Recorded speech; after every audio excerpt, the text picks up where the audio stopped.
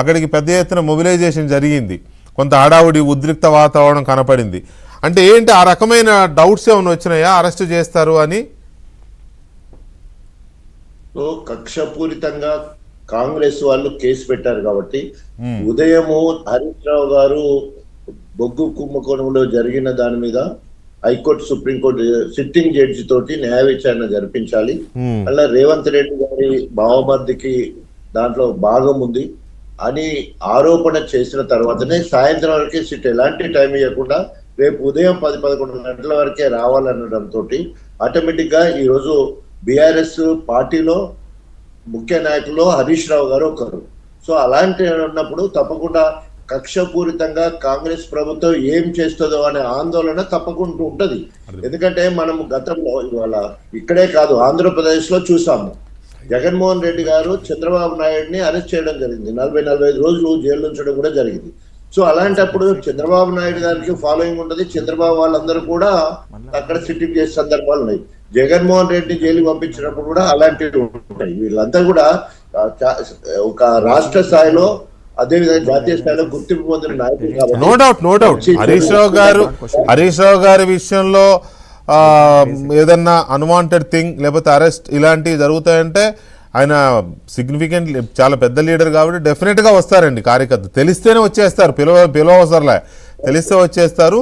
అది కొంచెం ఈవినింగ్ కనపడింది ఆ ఉద్రిక్తత, మొబిలైజేషను, దాంతోపాటు లీడర్లు రావడం, లాయర్ టీము, లాయర్లు అందరూ పార్టీ లాయర్లు, ఆయన పర్సనల్ లాయర్లు కూడా అక్కడికి టీం అంతా వచ్చారు. అందువల్ల నాకు అనిపించింది వీళ్ళు డౌట్ పడుతున్నట్టున్నారు, అరెస్ట్ తప్పదేమో అని అట్లా అనిపించింది. సో అందుకని అడుగుతున్నాను. కరెక్ట్ ఇక్కడ కృష్ణ గారు, ఎప్పుడైనా కక్ష ఏ రూపకంగా ఉంటుందో చెప్పని అవసరం లేదు. అరెస్ట్ చేయడానికి సరైన ఆధారం కూడా అవసరం లేదు. అరెస్ట్ చేసిన తర్వాత విచారణలో ఆధారం బయట పెడతామని చెప్పేదానికి కూడా అవకాశం ఉంటుంది. కాబట్టి విచారణకు పిలవడం వేరు, ఒకసారి లోపడిపోయిన తర్వాత కవిత విషయంలో కావచ్చు, కేటీఆర్ గారి విషయంలో కావచ్చు, కేసీఆర్ గారి విషయంలో కావచ్చు, ప్రతిపక్షాలకు సంబంధించిన నాయకుల విషయంలో కావచ్చు, ఇంతకుముందు నేను చెప్పినట్టు జగన్మోహన్ రెడ్డి కావచ్చు, చంద్రబాబు నాయుడు కావచ్చు, ఇట్లాంటి వాళ్ళ మీద జరుగుతున్నప్పుడు ఆటోమేటిక్ గా ఆ ఉద్రిక్తత పరిస్థితి వస్తుంది. కక్షపూరితంగా అన్నప్పుడు ఏదైనా జరుగుతుంది, లోపల తర్వాత మళ్ళీ మేము కాదు తేలలేదని మళ్ళీ బయటకు వచ్చే అవకాశం ఉంటుంది. కాబట్టి అలాంటప్పుడు తప్పకుండా మోరల్ సపోర్ట్ అవసరమే కదా.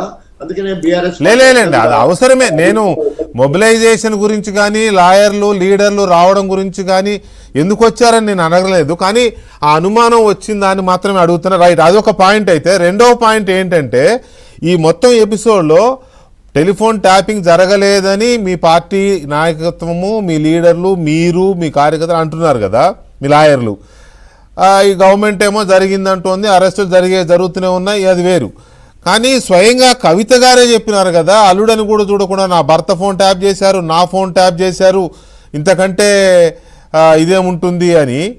కవిత గారి మాటల్ని బీఆర్ఎస్ పార్టీ క్యాడర్సు, లీడర్సు ఎలా ఫీల్ అవుతున్నారు మీలాంటి వారు?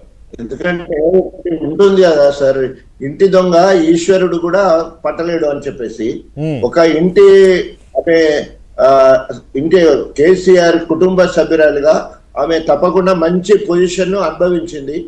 ఈ రోజు ఆమె చెట్టు మీద కూర్చొని ఆ రెమ్మ నరికేసుకొని కింద పడ్డట్టు అయింది. తప్పకుండా ఆమె బయటకు వచ్చినప్పుడు ఏదైనా ఆరోపణ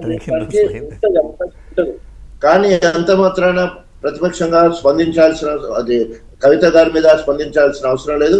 అది కోపంతోటో రేషంతోటో రకరకాల విషయాలు కూడా చెప్పడానికి అవకాశం ఉంటుంది.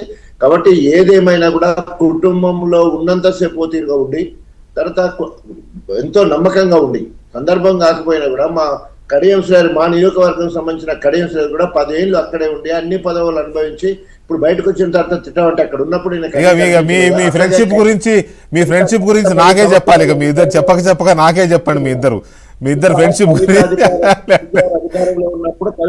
కనిపించినాయి కదా.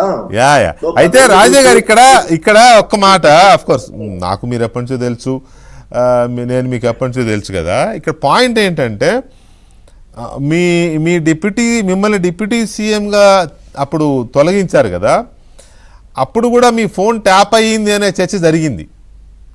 సరే, ఎందుకు ఏంటనేది నేను ఇప్పుడు ఆ డీటెయిల్స్లోకి పోవట్లేదు. మీరు అప్పుడు కన్నీళ్ళు పెట్టుకున్నారు, చాలా బాధపడ్డారు, అప్పుడు అది వేరే విషయం. కానీ అప్పుడు కూడా మీ ఫోన్ ట్యాప్ అయ్యింది, అది అంతా చూసిన తర్వాతనే మిమ్మల్ని ఆ పదవి నుంచి తొలగించారు కేసీఆర్ గారు అనే చర్చ జరిగింది. మీరు ఒప్పుకుంటారా దాన్ని? నేను ముందే చెప్పాను కదా, ప్రభుత్వానికి ఏ రకమైన ముప్పు గానీ లేకపోతే ఏదైనా గ్రూప్ అవుతుంది, మీతో ఏం ముప్పు ఉంటుందండి? మీరు సాధు జంతువులు లాంటి వాళ్ళు, మీతో ఏం ముప్పు ఉంటుందండి? వెసులుబాటు అధికారులు వాడుకొని చేసుకునే దానికి అవకాశం ఉందని నేను ఒప్పుకుంటున్నాను. నేను ఇప్పుడు ఇటు చెయ్యలేదని కానీ, రేవంత్ రెడ్డి ఇప్పుడు చేస్తున్నాడని కూడా చెప్తున్నా కదా. రేవంత్ రెడ్డి గారు ఇప్పుడు కూడా ఆయన భయంతో అధికారం ఓకే, రేవంత్ రెడ్డి గారు ఇప్పుడు చేస్తూ ఉంటే ఆయన మీరు మళ్ళీ అధికారంలోకి వచ్చినప్పుడు అప్పుడు మళ్ళీ ఒక సిట్ వేయండి, సిట్ స్టాండ్ నడుస్తూనే ఉంటుంది. కానీ నేను అనేది ఇప్పుడు ప్రభుత్వానికి ఏదైనా ముప్పు ఉంటుందంటే అప్పుడు ట్యాపింగ్లు తెలుసుకోవడం కోసం ఇంటెలిజెన్స్ వాళ్ళు చేస్తారు. మీతో ఏ ముప్పు ఉంటుంది రాజయ్య గారు? మీ ఫోన్ ట్యాప్ చేస్తే ఏమవుతుంది? మీరు నన్ను చిన్నవాడిగా చూస్తున్నారా? మీరే చెప్తున్నారు first deputy CM Telangana. Definite గా నేను చిన్నవాడు అనడం లేదండి. అయ్యో భలే ఉన్నారు మీరు. నేను మిమ్మల్ని చిన్నవాడు అనడం లేదు, కానీ మీ వల్ల ఏం ముప్పు ఉంటుంది ప్రభుత్వానికి? ఇంటెలిజెన్స్ లో డాక్టర్ రాజా డిప్యూటీ సీఎం కుండి సీఎం కంటే ఎక్కువ తిరుగుతా ఉన్నాడు. జిల్లాలో హెలికాప్టర్ లో కూడా తిరుగుతా ఉన్నాడు. నిజామాబాద్ చెప్పకుండా హెలికాప్టర్ వేసుకుపోయాడు. బీజేపీ వాళ్ళు సెంట్రల్ గవర్నమెంట్ లో ఉండి నాకు ఇచ్చింది ఏంటంటే ఏకు మేక